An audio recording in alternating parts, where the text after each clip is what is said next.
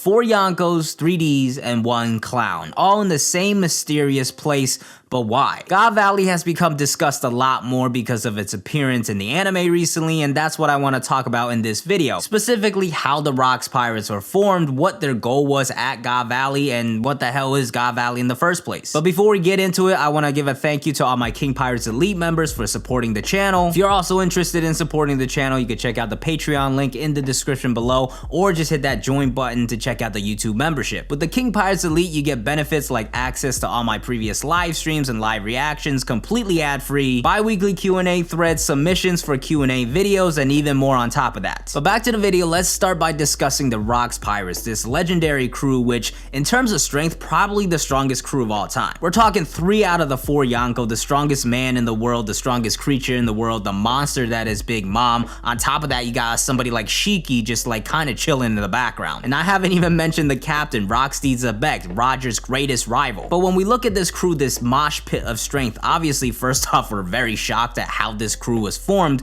but second off we're questioning like how exactly was this crew formed. Not only is it difficult to gather all these people of strength in one place, but the really weird one is Whitebeard. See, Whitebeard is somebody we know is a good person, somebody that's moral and treats people well, especially his family, but the biggest thing with him is that he didn't really have that ambition to like destroy the world, which was what the Rocks Pirates were trying to do, or even like go after the One Piece and become the Pirate King. Whitebeard's only goal was to create a family that he never had. So why did somebody like him join the Rocks Pirates? Clearly he wasn't gonna find a family there. On top of that, what we learned about the Rocks Pirates goes directly against what Whitebeard believes. Like, the Rocks Pirates killed friends and foe alike. So there were crew members probably killing fellow crew members, and we saw how big of a deal that was on Whitebeard's ship. So how exactly did somebody like Whitebeard get on this crew, and how was this crew formed under Davy Back? And I actually think the answer is pretty obvious, and that is the Davy Back fight. Yes, that silly ass fight that we saw on this boring ass arc called Long Ring Long Land. I think that game is how the Rocks Pirates were formed. You see, the Rocks Pirates home base was Pirate Island, which is the home base of Blackbeard right now, which we'll get into in a little bit. But the other thing about Pirate Island is that that's where the Davy Back fight originated from. And if we analyze the Davy Back fight, a game that allows you to steal crew members from other crews, and now you have the Rocks Pirates, this crew that is just made up of a whole bunch of random strong people, I think that makes too much sense for that not to be the answer. Now, one of the things you might be thinking is like, wait a minute, are you telling me Whitebeard and Kaido and Big Mom participated in those goofy ass games? And while that would be really funny to see, I think the actual Davy Back fight is something very, very different from what Foxy presented. But I do think the rules and consequences of the game are probably pretty similar. Like, if you win the game, you could steal a crew member or take their flag. So going by that rules, you probably had these hot-headed, super strong people thinking they were the strongest,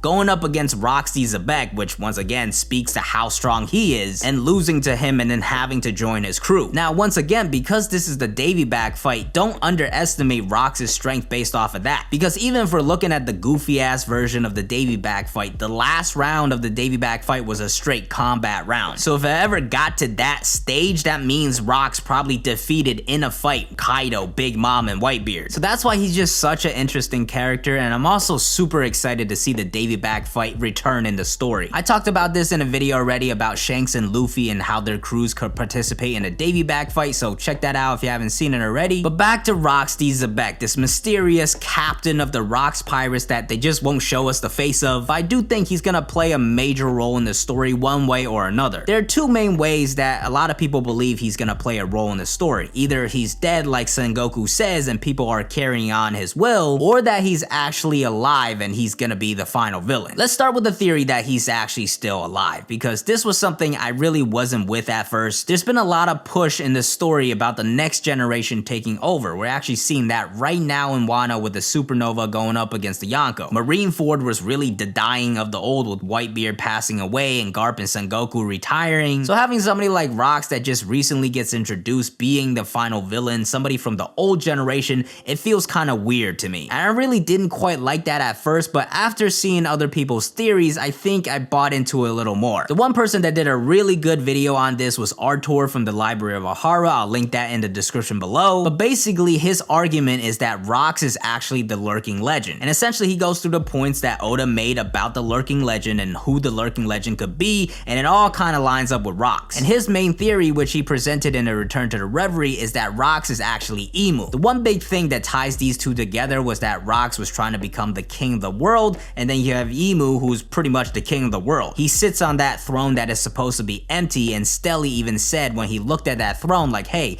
if I sit up there right now, does that mean I become the king of the world? So that could be the connection there, and Emu, another person that's been silhouetted and we can't see his face. And you know what, when I read The Return to Reverie, Artur wrote that fan fiction so well, I really bought into the theory because of that. But to me, this theory still has a lot of holes in it. Like, how exactly did Rox go from God Valley to conquering the world? And the story itself doesn't really give us many more hints besides that one connection of the king of the world and Rox wanting to become the king of the world. Rox could have just easily failed and now somebody else is carrying on his will, and Emu is the guy that's actually the king of the world. So for me, this theory doesn't have enough to it for it to really be a concrete thing. And the other thing I think people would have a problem with is that this random guy just shows up at the end and becomes the final villain. Now, I can't really say that's a big problem for me because I actually think Emu will be the final villain, whether he's Rox or not. But we'll just have to wait and see. If this theory proves to be true, Artur takes a big W. But the other one that's a lot more interesting to me is the fact that somebody else is carrying on Rox's will. Now, there's a lot of crazy theories involved with this as well. Some people have said Shanks is Rox's son or Buggy is Rox's son. But the one person that really actually has a lot of connections to Rox is Blackbeard. First off, the old base of the Rox Pirates, Pirate Island, that's now the new base of the Blackbeard Pirates. Second of all, the Blackbeard Pirates' ship is called the Saber of Xebec.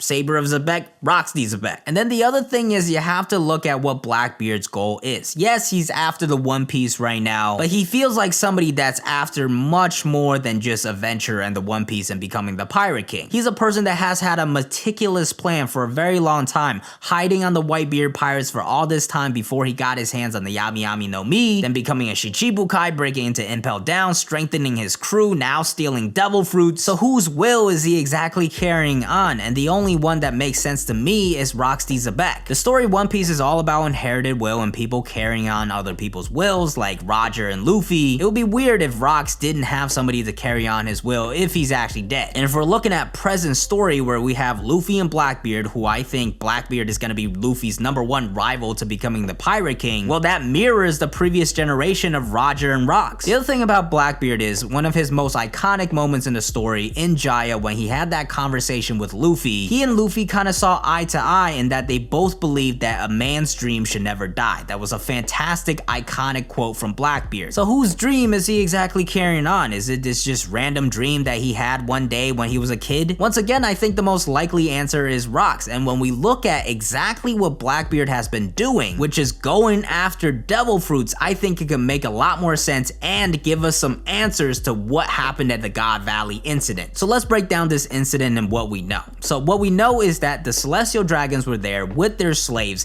and they were protected by Garp and Roger, who fought against the Rox Pirates and defeated them. Now this is very weird because why are Garp and Roger protecting the Celestial Dragons and their slaves? Garp in particular hates the Celestial Dragons. That's why he never really talks about the God Valley incident and the reason he never became an admiral, so he doesn't have to be directly under the command. So the fact that he had to save the Celestial Dragons here is something he really hates. He doesn't want to talk about the incident. He doesn't want to become an admiral so he doesn't have to do something like Kizaru did in Sabaody. So what exactly prompted Garp and Roger to work together and also save the Celestial Dragons? And to me, there's really one reasonable cause, and that is Rox was more dangerous. What Rox and the Rox Pirates were trying to do at God Valley was deemed more dangerous by Garp and Roger to the point they were saving Celestial Dragons and working together to defeat them. If we think about Roger, he feels like a very Luffy character. He's somebody that like judges on the fly and like just does what he feels is right. So at God Valley, he probably saw Celestial Dragons as bad people, but then he looked at Rox and was like, okay, this man is far more dangerous. I know what I need to do is defeat that person. Maybe he saw some Celestial Dragon children that he saw were innocent and he decided to protect them that way. That could be a reason that Garp protected the Celestial Dragons as well. After all, he did look after Ace, who was Roger's son. Roger said to Garp like, hey Garp, I know you're a good person and that you know that children should not bear the sins of their parents. So what really gave Roger that confidence that Garp would definitely take care of Ace? Was it just that he understood Garp because of how many times they fought against each other? Or was it what happened at the God Valley incident where they both had to protect children of the Celestial Dragons? That could have been a possibility for a major deciding factor in why those two teamed up, but ultimately I think it comes down to the Rocks Pirates and them being very dangerous. So what exactly made the Rocks Pirates so dangerous to the world to the point that Garp and Roger teamed up to defeat them? Well, Rocks was not trying to become the Pirate King. He was trying to become the king of the world, and he committed many world taboos to the point where the world government has tried to erase him from history. Now this is interesting because they did not do that to Roger, somebody who was the Pirate King. And I understand that you can't really erase Roger from history after what he did at Logtown, but Rocks is somebody that supposedly died at God Valley at the hands of Garp. So they really could have just spun that into a publicity stunt, like, hey, Garp is the hero, he's the hero of the Marines, and then you could look at somebody as strong as Rocks, somebody who was like against the world government trying to become the king,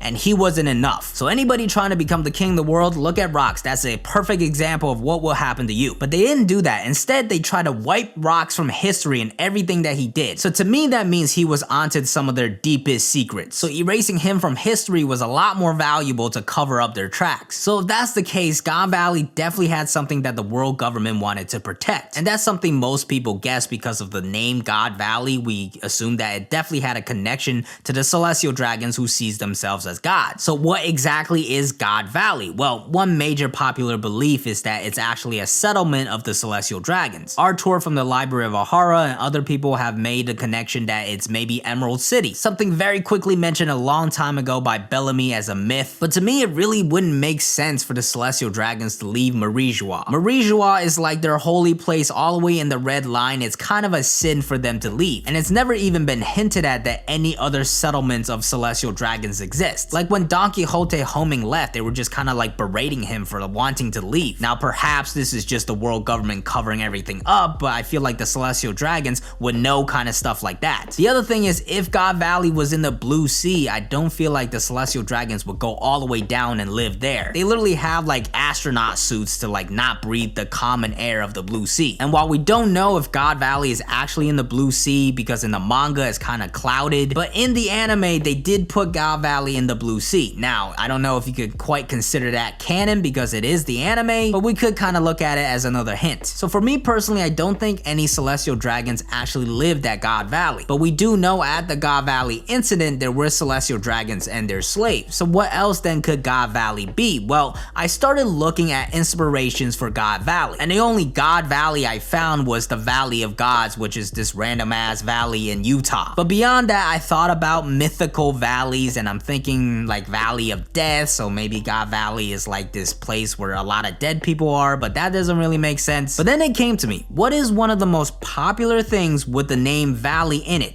That's right, Stardew Valley. Okay, it seems a bit silly and it's probably not the real connection to God Valley, but it wouldn't surprise me that Oda used that as an inspiration for something. But what I'm trying to get at is maybe God Valley is where they were growing stuff, and in particular, devil fruits. So perhaps God Valley was this hidden island where the Celestial Dragons and the world government were growing devil fruits. And maybe the Celestial Dragons there were like lower tier Celestial Dragons that were forced to work there, or people just monitoring the situation and they had slaves that were really working and growing these devil fruits. So maybe the Rocks Pirates found out about that and went to God Valley to get their hands on some devil fruits. Now if this is true, this would directly tie back to Blackbeard, who is hunting for devil fruits right now. And if we're looking at the big picture of Blackbeard's dream, he was waiting for a very long time to get his hands on the Yami Yami no Mi. And the Yami Yami no Mi so far has proved to be a very strong fruit, and you know, you can use darkness to kind of negate powers, but I feel like there's got to be more to it that has not been showcased yet so far. And I personally believe that's something that Blackbeard knows and something that Rocks knew. So here's my theory on it. I think the Yami Yami no Mi and other powerful devil fruits were being grown at God Valley. So the Rocks Pirates go over there and actually successful get their hands on some of those devil fruits. Rocks in particular gets the Yami Yami no Mi. Guess who else was in his crew? Whitebeard and Kaido. Now Whitebeard has one of the strongest fruits with the Gura Gura no Mi. And like, while yes, it would make sense for strong people to have strong fruits,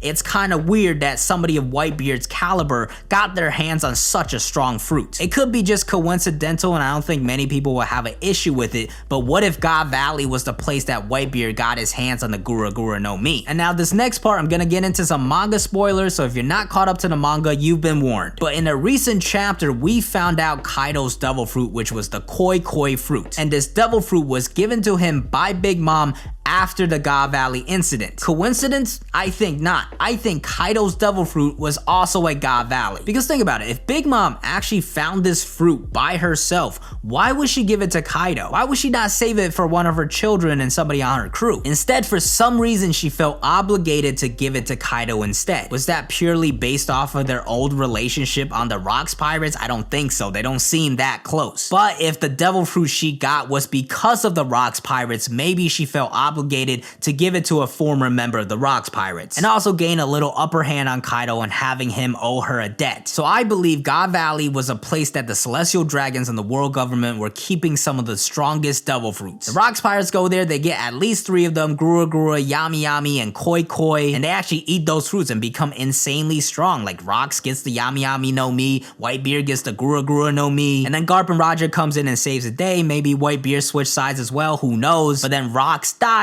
and then the world government tries to cover all this up because they don't want anybody else knowing about it. But somehow maybe Blackbeard found out about it, and now he's carrying on the will of Roxy Zebek. He waited for the Yami Yami no Mi that Roxy Zebek had to come back into circulation. He knew the Yami Yami no Mi was gonna come back into circulation because Rox had eaten it, so that's what he was waiting for this whole time to start his plan and carry on the will of Roxy Zebek. And if we look at Blackbeard's plan, him going after Whitebeard's fruit, another fruit that was potentially at God's Valley, it could all connect. And if we want to combine it into another theory where we think Blackbeard has 3 souls and will get 3 devil fruits, and the 3rd devil fruit a lot of people speculate will be an insanely strong Zoan fruit. But how about Kaido's fruit, which was potentially at God's Valley as well? And that, my friends, is how you start to build some headcanon. Listen, I know this theory is not that concrete and there's probably some things that aren't true, but when I'm looking at this entire situation, this is my best guess at it. But I want to hear your thoughts as well. What are your best guesses and theories on the God Valley incident? Let me know in the comments below. But as always, thank you guys for watching. I hope you enjoyed. If you did enjoy, please hit that like button. To keep up with this channel, you gotta hit that subscribe button, hit the bell to get notified. Once again, thank you to all my King Pirates Elite members for your support. Join the King Pirates Discord in the description below. Follow me on Twitch, I'm D Streams. Follow me on Twitter, I'm DKing4, and I'll see you guys next time. Peace.